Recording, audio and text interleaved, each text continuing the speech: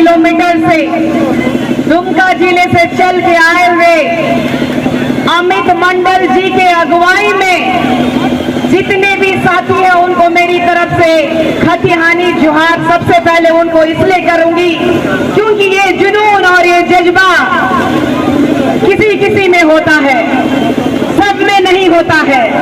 और jail team के जितने भी केंद्रीय अधिकारी हैं, जिले के अधिकारी हैं, कार्यकर्ता हैं, विभिन्न जिलों से आए हुए हमारे सभी क्रांतिकारी साथियों को निशा भगत की तरफ से, गुमला की बेटी की तरफ से झारखंडी जोहार करती हूँ।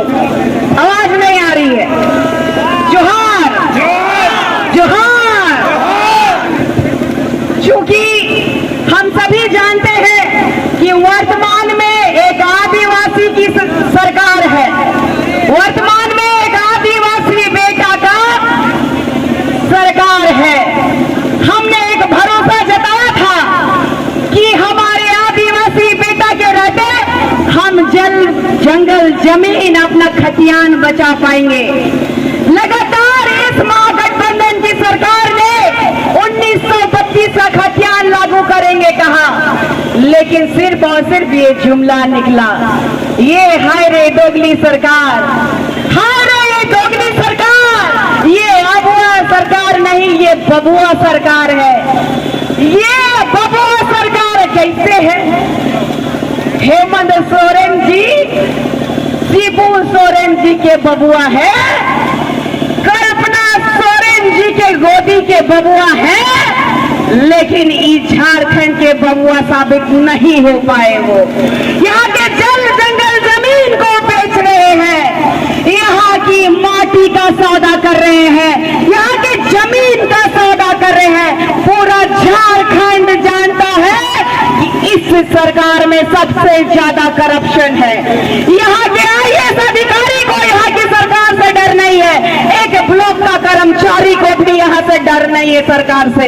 यहाँ का ब्लॉक का कर्मचारी भी करप्शन में संलिप्त है। आप कल्पना कीजिए कि इस कल्पना सोरेन जी के सरकार में ये बबुआ सरकार किस दिशा में जा रहा है। यहाँ की आदिवासी बेटी सुरक्षित नहीं है।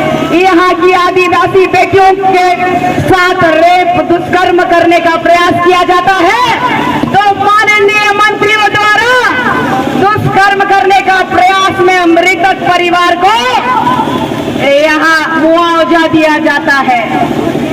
यहाँ पर मुआवजा दिया जाता है आदिवासी बेटी का दुष्कर्म करने वाले के परिवार को। ये तो दुर्भाग्य है, दुर्भाग्य है इस आदिवासी बेटे का कि शराब नीति लागू करने के लिए ये ग्राम सभा का प्रयोग कर सकते हैं, लेकिन ये पेशा कानून एक्ट लागू नहीं कर सकते हैं।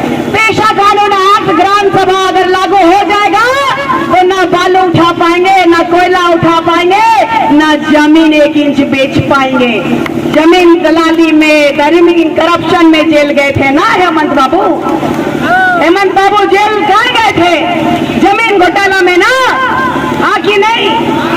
तो आप लोगों को कहना चाहती हूँ, यहाँ मुख्यमंत्री चोर है, यहाँ आईएएस चोर है, यहाँ ब्लॉक का मुंशी भी चोर है, तो यहाँ बचा क्या? सब तो चोरी में संलिप्तता दिखा रहे हैं, अपनी मजाक ले रहे हैं, मलाई खा रहे हैं। और यहाँ का झारखंडी आदिवासी मूलवासी लोग सड़क में उतर के 1932 का खतियान दो, हमारा बच्चा का नौकरी दो, वृद्धा पेंशन दो, विधवा पेंशन दो। यहाँ विधवा पेंशन का पैसा तक कोई सरकार नहीं छोड़ा, तो हम लोग का बच्चा लोग का नौकरी को कहाँ से छोड़ेगा? या बिहार के लोगों को नौकरी दे रहा है, यूपी का लोग को नौकरी दे रहा है, और हम लोग का बच्चा लोग यहाँ रास्ता में आंदोलन कर रहा है। दुर्भाग्य है कि थोड़ा सा और पढ़ल लिखल मुख्यमंत्री रहता तो हमारे बाहरी लोगों के शासन सत्ता में नियंत्रित नहीं होता। ये आज रोड पे उतर करके आदिवासियों को छूट का बरगलाने का काम कर रहे हैं और सरना कोड का डिमांड कर रहे हैं। ये मूर्ख बनाने का काम कर रहे हैं। सरना कोड कभी लागू नहीं होने वाला है। ये लिख के लिखते कभी लागू नहीं होगा। यही महागठबंधन की सरकार में जब केंद्र सरकार कांग्रेस की सरकार थी 1961 में आदिवासी कोड को हटा दिया। ऐसी क्या मजबूरी थी कि विदेशी धर्म ईसाई धर्म को एक कोड मिल गया और आदिवासी कोड को हटाने का काम कर दिया। तो दुर्भाग्य का विषय है ये आदिवासी, ये हमारे मुख्यमंत्री जी का डीएनए को चेक करना चाहिए। डीएनए को चेक करो और पता करो कि ये आदिवासी का बेटा है कि नहीं, ये क्रांतिकारी का बेटा है कि नहीं है, ये चेक करने का विषय है। इतना ही कह के अपने शब्दों को मैं विराम देती हूँ। आप सबका आभार प्रकट करती हूँ। खासकर अमित मंडल जी की पूरी टीम को मैं बधाई देना चाहती हूँ। ऐसे ही क्रांतिकारी भाई लगातार क्रांति करेंगे तभी जाकर के हमारा बीमार झारखंड स्वस्थ हो पाएगा। इतना ही कहते अपने को विराम देती हूँ। धन्यवाद देती हूँ।